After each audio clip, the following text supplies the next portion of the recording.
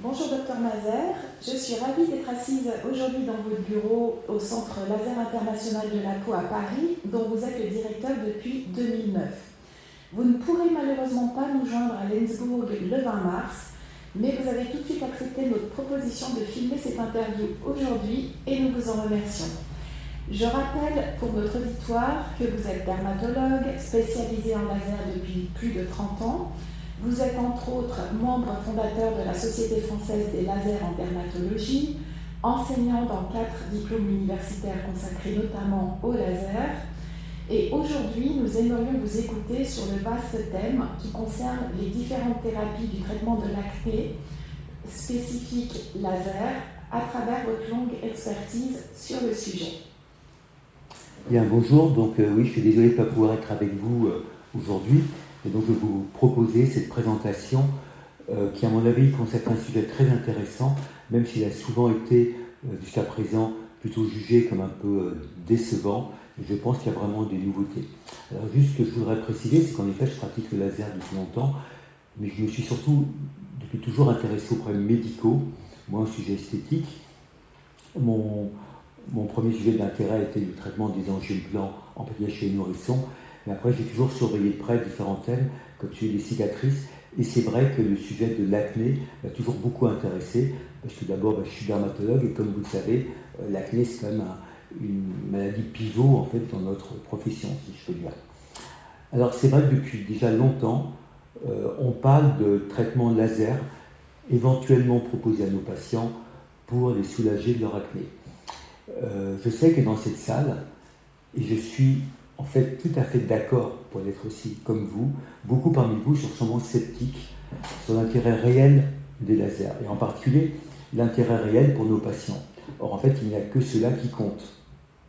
Mais je crois que les choses ont évolué, et autant j'ai déjà fait plusieurs présentations, il y a pas mal d'années, sur les lasers où j'étais finalement négatif, autant je crois que maintenant il y a des choses qui doivent nous interpeller parce qu'elles sont vraiment, je crois, intéressantes pour nos patients. Alors, on va donc vous montrer cette présentation. Donc, vous voyez, j'ai mis un point d'interrogation parce que est-ce qu'il y a une place pour les lasers? Ce n'est pas forcément évident.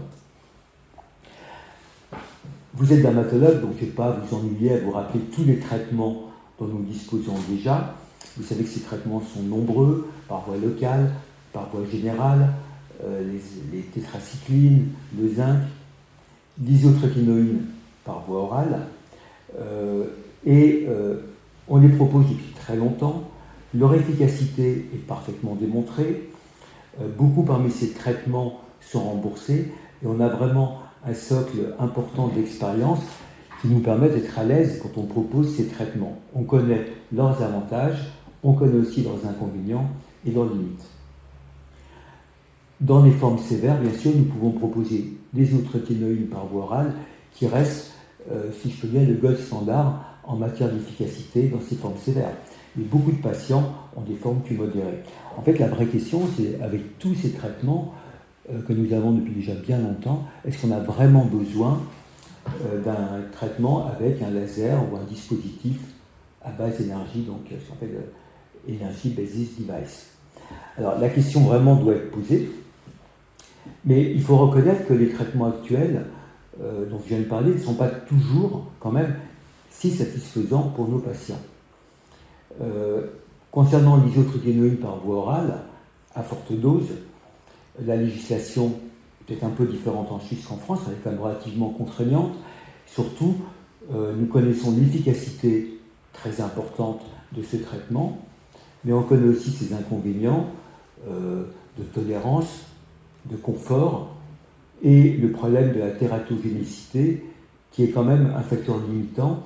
Et je crois que nous avons tous, par exemple, des patients aussi qui pourraient bénéficier de ces traitements, mais qui soit ne peuvent pas parce qu'ils ont une contre-indication, il y en a quand même certaines, mais ne veulent pas parce que la contraception n'est pas souhaitée par ces patientes ou quand il s'agit de personnes de 17-18 ans, enfin 16-17 ans, par leurs parents. D'autre part, les traitements locaux, bien sûr, sont beaucoup mieux tolérés, bien qu'ils soient parfois un peu irritants, mais bon, ils ont une efficacité. Mais le problème, c'est que l'acné est une maladie chronique. On en connaît le début, on ne connaît pas la fin. Parfois, ça peut durer de très nombreuses années. Et en fait, souvent, avec le temps, eh bien, nos patients, faut dire, ont un peu marre de mettre tous les matins une crème qui parfois décolore le linge, qui irrite, de faire des cures d'antibiotiques, etc. Et ça conduit à un problème d'observance, et ce manque de compliance va conduire à des mauvais résultats cliniques.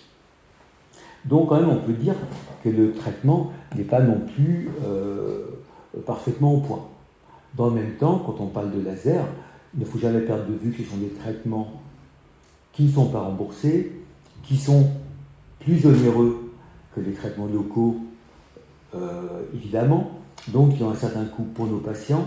Et je pense que si ce coût n'est pas en rapport avec une durée de résultat assez importante, ce n'est pas très intéressant. Je le rappelle, je vous l'ai déjà dit, je faisais partie des praticiens qui étaient très sceptiques sur l'intérêt réel de ces techniques laser, toutes celles qu'on nous proposait jusqu'à présent. Et je sais que beaucoup de confrères partageaient cette opinion. Je pense que parmi vous, vous êtes sûrement peu à pratiquer ou même à adresser des patients pour faire du laser. Alors, est-ce que les choses ont changé? C'est ce que j'ai essayé de voir avec vous. En fait, je pense que le point clé, c'est le mot durable. Je crois qu'un traitement devient vraiment intéressant quand on peut au moins espérer des effets durables, parce que si on doit faire tous les mois, tous les 2 mois de nouvelles séances de laser, sincèrement, je ne vois pas du tout l'intérêt pour nos patients. Alors, est-ce qu'on peut avoir des effets durables avec un traitement qui, bien sûr, par ailleurs, doit être bien toléré et avoir des suites simples pour le patient? Eh bien, ça va être le sujet de discussion à la fin de cet exposé. Alors, je vais reprendre un peu quand même d'abord avec vous les traitements laser et par technique à base d'émission d'énergie qui sont actuellement proposés, qui l'ont été, et ensuite j'envisagerai avec vous cette nouveauté qui est ce laser qui cible directement la glande sébacée pour en provoquer l'atrophie, qui est donc quelque chose qui, à mes yeux, en tout cas, est quelque chose de passionnant. Alors, de multiples traitements actuellement, laser et autres, sont proposés. Les lampes LED, les lumières intenses pulsées, les lasers fractionnés non ablatifs, le laser, différentes techniques, la photothérapie, mais il faut bien être conscient d'un premier point, c'est que tous ces traitements, en fait, vont cibler directement l'inflammation, mais pas la glande sébacée. Leur effet est sur l'inflammation, donc bien sûr qu'on aura des résultats visibles, même si vous savez que l'inflammation dans l'acné, ce n'est pas une inflammation banale, elle est particulière, et elle peut être directe ou liée en tout cas à l'effet pro-inflammatoire de bactéries. Bon, vous en connaissez bien sûr la pathogénie, je ne vais pas vous faire un cours là-dessus. Mais il n'y a pas d'action avec ces traitements sur la glande sébacée. Or, l'acné à la base est une maladie de la glande sébacée, de son hyperactivité. Il y a quand même une chose qui est certaine, quand il n'y a pas de glande sébacée hyperactive, il n'y a pas d'acné. On le voit bien, je rappelle, une évidence, les zones où nous n'avons pas de glande sébacée, eh bien, nous n'avons pas d'acné, et quand les glandes sébacées ont leur activité qui est freinée, l'acné, bien sûr, s'améliore beaucoup, voire disparaît. La différence est essentielle, parce que je reviens, donc toutes ces techniques qui jusqu'à présent ciblaient l'inflammation, donc on ne pouvait pas espérer d'effet durable. Quand on me dit qu'on peut avoir un effet très durable en ciblant l'inflammation, je réponds que je ne comprends pas.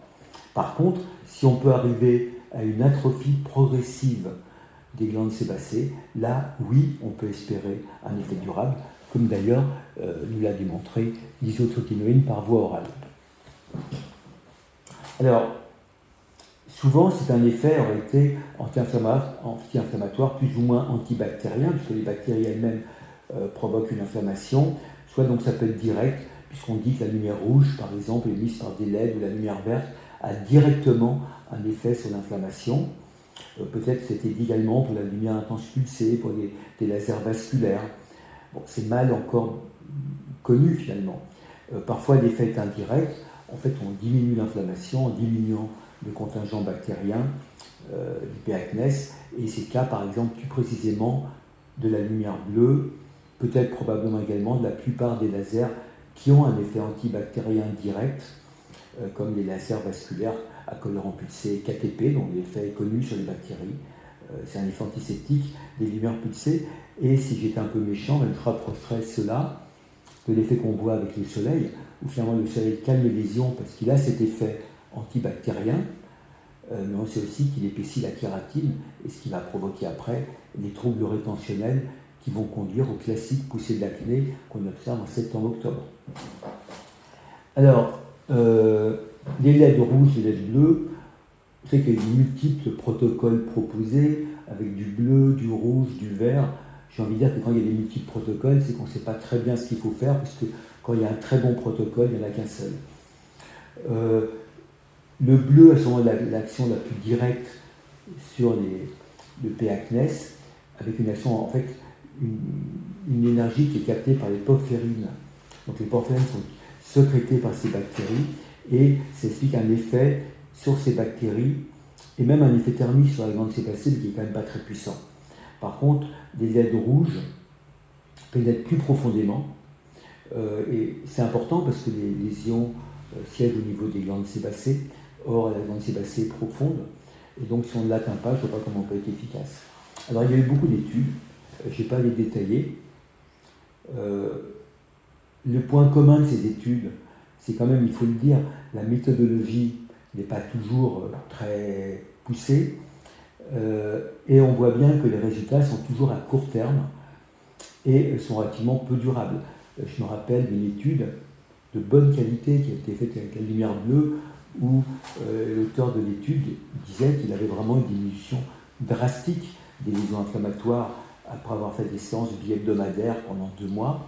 Mais les lésions comédoniennes, eh bien, quand on regardait, leur nombre avait légèrement augmenté, ce qui veut dire que quand on arrête le traitement, on peut craindre, un peu comme au retour du soleil, une poussée. Alors il m'avait répondu, j'avais posé la question, et il m'avait répondu qu'il fallait faire des séances d'entretien. Alors je veux bien, c'est bien pour l'activité de notre cabinet, les séances d'entretien, c'est peut-être moins bien pour l'intérêt du patient et de son portefeuille.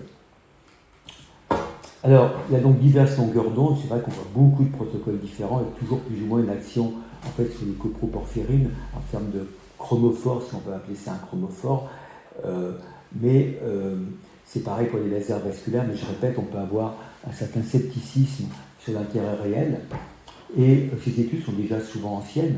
L'étude, par exemple, du British Journal of Dermatology avait repris, justement, analysé l'ensemble des études, et 25 a été publié en 2009.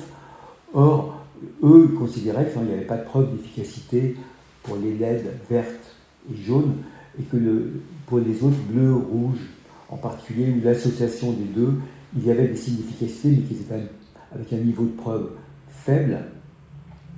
Et quand on compare avec un traitement local, finalement, ça ne fait pas mieux.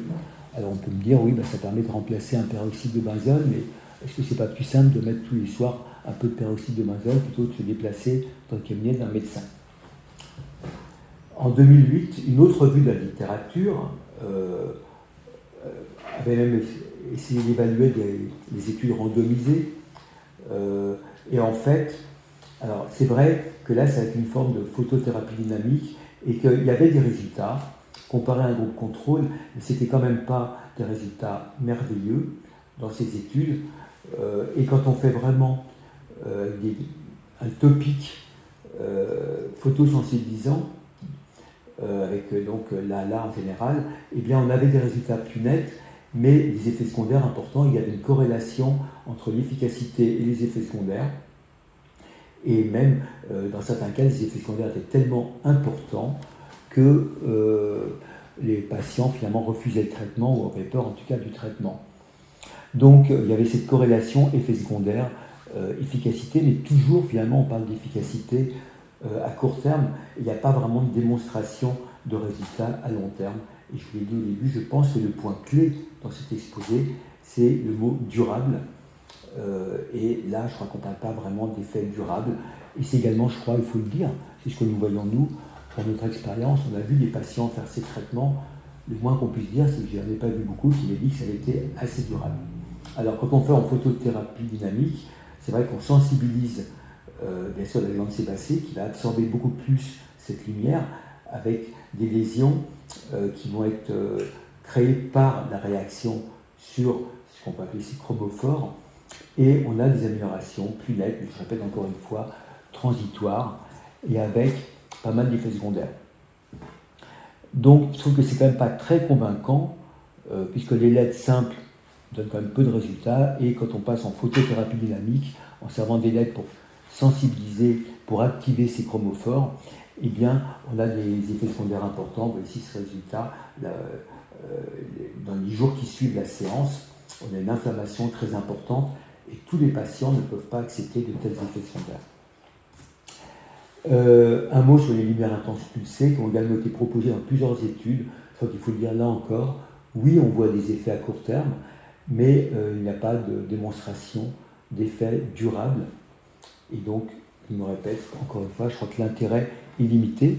Ça a également été proposé pour les lasers à colorant pulsé, avec chose, si je peux dire, amusante, 2 publications, publiées toutes les deux avec à peu près la même méthodologie par 2 équipes différentes, dans 2 revues prestigieuses, l'une présentée dans le New England Journal of Dermatology, l'autre présentée, New England Journal, l'autre présentée dans le Lancet, et les 2 études qui sont faites quasiment pareilles, même méthodologie, donnent des résultats parfaitement contradictoires, puisque l'une est plutôt positive et l'autre est clairement négative. Donc vous voyez que parfois c'est difficile de conclure.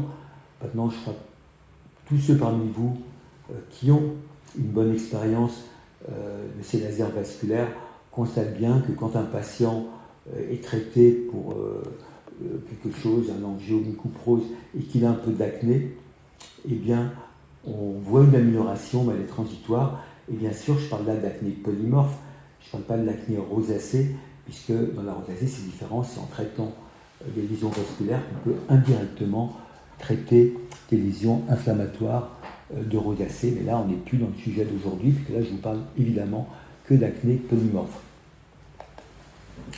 Alors,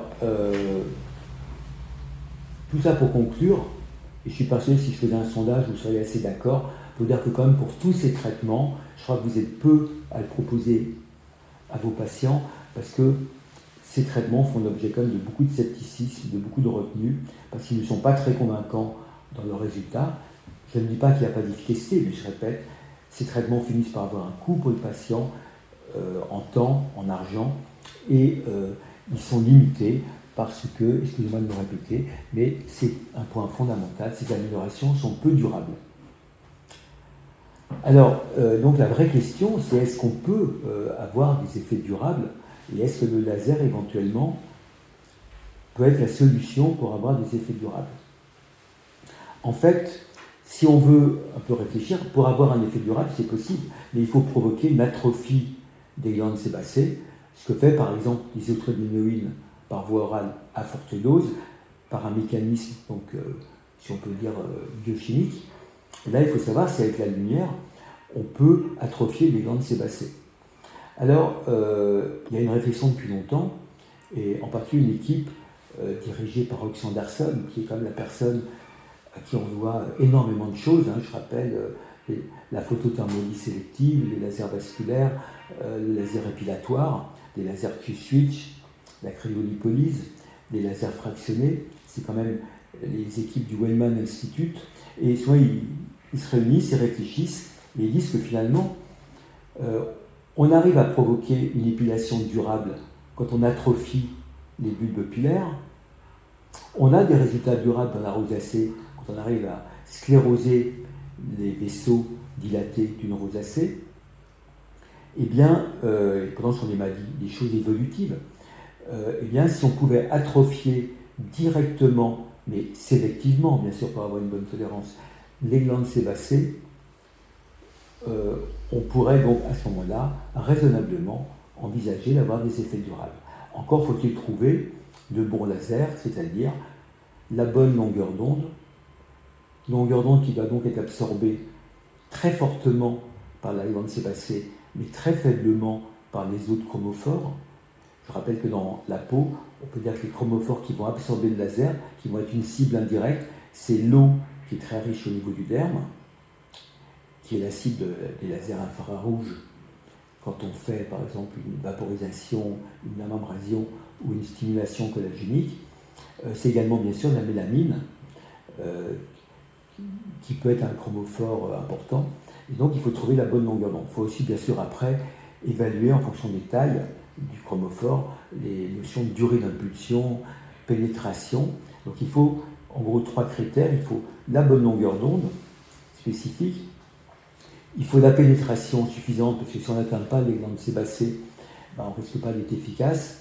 Et puis il faut être sélectif pour ne pas toucher les autres paramètres, pas les autres chromophores comme la mélanine, qui permet dépigmenter les patients par exemple. Alors, ils ont cherché une longueur d'onde. Il y avait déjà eu des essais. Ils sont arrivés donc à quelque chose qui est ce laser dont on va parler, qui est ce laser 1726 nanomètres, et je vais y revenir bien sûr. Il y a eu 2 approches initiales, une qui a été utilisée un peu en Suisse, je crois que Maurice Adato connaît bien, et d'autres sans doute, c'est ce qu'on appelait les microparticules d'or sébastien. Je précise, ce n'est pas des nanoparticules comme c'était parfois dit, ce sont des microparticules. En fait, c'est une photothérapie dynamique intelligente, si je peux dire, parce qu'en fait, un laboratoire avait réussi à développer une solution qui, appliquée sur la peau, avec une sorte de massage, va s'accumuler progressivement, on peut prendre un quart d'heure, au niveau des glandes sébacées. Cette solution, qui ressemble à un cirage noir, un liquide, va teinter en noir les glandes sébacées. Et là, c'est malin, parce qu'en fait, la glande sébacée est devenue noire, et donc, ce n'est plus le même chromophore. Et du coup, si on emploie un laser qui agit sur de telles lésions noircies, et on le connaît bien, puisque c'est ce qu'on fait en épilation, eh bien, on pouvait espérer donc une action de photothermolyse des glandes sébacées, qui ont été noircies. Donc c'est ce qu'ils ont développé, et ils ont fait de belles études d'ailleurs, et c'est une technique qui est apparue. Alors la longueur d'onde utilisée du laser, en fait, il faut un laser absorbé par le noir, donc c'est beaucoup de laser, et en clair, c'était très simple pour nous, parce qu'il ne fallait pas acheter de laser spécifique, mais il fallait simplement avoir un laser épilatoire, 810 nanomètres, 800 nanomètres, ou même un laser alexandrite, faisait tout à fait l'affaire. Et on appliquait le produit, on massait, et un quart d'heure après, on faisait une sorte d'épilation. D'ailleurs, on faisait l'épilation, c'était parfois problématique pour les hommes, s'ils ne voulaient pas d'épilation de la barbe, enfin, ça repousse. Et ils avaient fait des biopsies qui montraient l'accumulation du produit au fond du follicule pilosébacé, et des études qui étaient quand même des études de qualité. Il y avait, c'était pas mal, 49 patients, c'était randomisé en 2 groupes avec des cas témoins, un traitement donc, développé qu'on a fait dans notre centre pendant à peu près 2 ans. Je vous dirai pourquoi on a arrêté. Ils avaient démontré, et on observait des effets durables. Je voyais qu'on arrivait quand même, après c'était donc 3 séances, on arrivait jusqu'à plus de 6 mois après la dernière séance, à des réductions notables de l'ordre d'environ 60%, ce qui est quand même pas mal. Et pour les patients, ça correspond souvent à 1 ou 2 grades de gagner en termes de grade de sévérité de l'acné. Et c'est un traitement assez simple qui n'impliquait pas l'achat d'un laser. Il suffisait d'avoir un laser épilatoire et d'acheter la lotion. Alors elle coûtait cher, hein. C'était pas loin de 500 € quand même la lotion, mais pour 3 séances, donc c'était cher, mais bon, c'était une première approche qui nous a paru intéressante. Ça, c'était en 2018, je crois, 2019. Puis en 2020, le produit, on commençait à pouvoir le diffuser. Puis il y a eu un événement qui s'est passé en 2020, si vous vous rappelez. Il y a eu le Covid. Et en fait, le laboratoire a fait faillite. Ils ont lancé le produit et ils n'ont pas tenu. Et ils ont fait, comme on dit en Angleterre, aux États-Unis, ils ont fait banqueroute. Et donc le produit a disparu et il n'est toujours pas revenu. Alors peut-être qu'ils se disent qu'il y a d'autres techniques, il n'y a peut-être pas beaucoup d'avenir. Mais ce n'était pas inintéressant. Vous voyez ici quelques résultats qui ne sont pas personnels, hein, qui étaient de l'étude initiale. Vous voyez 4 patients différents, en haut avant, et après, en bas, c'est 3 mois après la dernière séance, avec un laser épilatoire et l'application préalable de cette lotion sébastienne. Alors je précise que dans ces microparticules d'or, il y avait très peu d'or en fait, et qu'il n'y avait pas d'absorption, pas de passage systémique de l'or. On me disait qu'il n'y a pas des risques quand même d'allergie à l'or, en fait non, parce que ça restait dedans et après c'était éliminé par le flux de sébum. Donc ils avaient démontré que les taux sanguins ne variaient pas et que 2-3 heures après, tout le produit était éliminé. Donc c'était quand même un produit intéressant, mais on ne traitait que le visage parce que le dos n'avait pas été évalué, et on sait que les glandes sont plus profondes et on craignait qu'il y ait une mauvaise pénétration du produit jusqu'au fond des glandes sébacées. Donc, en fait, c'est pas si simple. Le produit est assez onéreux, mais dans notre expérience, on avait des résultats mais qui étaient quand même faibles chez les patients où on l'avait testé quand ils avaient une hyperandrogénie. Mais le problème, voilà, je vous l'ai dit, ça a fait faillite, donc on a oublié. Alors on s'était tourné vers des lasers infrarouges et on avait déjà un laser infrarouge qui avait été testé dans l'acné. C'était un peu une surprise. Si vous vous rappelez, pour ceux qui ont connu au début des années 2000, on nous avait proposé une technique qui était censée stimuler la synthèse collagénique. C'était des lasers de remodelage. Il y avait un laser 1540, un autre 1440. Et c'était en pratique ce qu'on a appelé le smooth beam et l'Arabis. Et puis un jour, coup de tonnerre, un Américain connu pour son sérieux, Brian Zellison, démontre que l'utilisation de ce laser au niveau du dos provoquait une atrophie extrêmement importante des glandes sébacées, avec une réduction de l'acné sur des zones de 80%. Il montrait une étude avec une zone témoin non traitée, une zone traitée, et on voyait 80% de réduction des lésions. Et donc, il avait dit c'est en fait une action qui est en partie, bien sûr, sur le derme pour stimuler la synthèse de collagène, mais aussi une forte absorption au niveau des glandes sébacées et une action sur donc l'acné. Il y a eu plusieurs études intéressantes, une de Peytankar qui est assez importante, d'autres études, et puis on avait également une étude française faite par Thierry Passeron, et puis on avait rajouté une étude qui était, en fait c'était une étude que j'avais réalisée et présentée aux États-Unis au congrès de Boston de 2006, et c'est une étude qu'on avait fait en France en 2005 avec l'aide de l'ensemble du bureau de ce qu'on appelait à l'époque le groupe Laser, qui est devenu aujourd'hui la Société française des lasers en dermatologie, qui vous salue par ma voix. Et on avait fait cette étude et qui avait montré des résultats indéniables. Vous voyez des résultats ici, alors qui étaient à court terme, c'était quand même, vous voyez, une réduction de un peu plus de 60% sur les lésions inflammatoires, sur les lésions comédoniennes. Et on avait prolongé l'étude. Voici un résultat, c'est une patiente que j'avais traitée. Et en monothérapie, pas d'autres traitements. Donc des résultats indiscutables. Ici, l'étude qu'on avait présentée à long terme, on avait revu des patients jusqu'à 18 mois. Et sur 29 patients, on voyait ça tenait quand même pas trop mal.